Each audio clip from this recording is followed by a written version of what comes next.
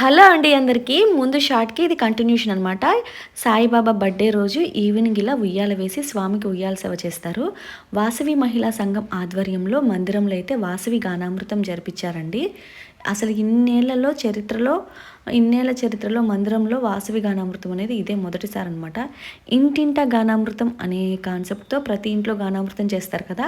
అలాగే మనం ఎక్కడికి పిలిచినా ఆ బృందం వారు వచ్చి వాసవి గానామృతం చేస్తారండి.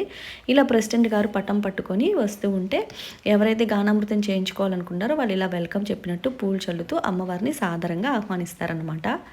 అమ్మవారి చరిత్రని గానం రూపంలో పాడుతున్నప్పుడు మనం విన్నప్పుడు మనసుకి ఎంతో హాయిగా ఉంటుందండి.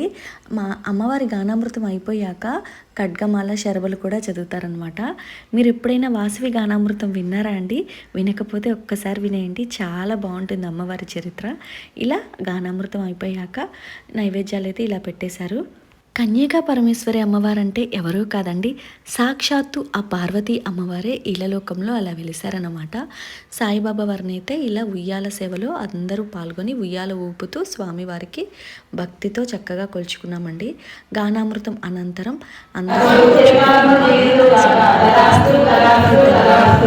పూల రేఖలు, అక్షంతలు మన తలపై వేస్తూ మంత్రాలు చదువుతూ ఉంటే మనసు ఎంతో తృప్తిగా హాయిగా ఉంటుందండి.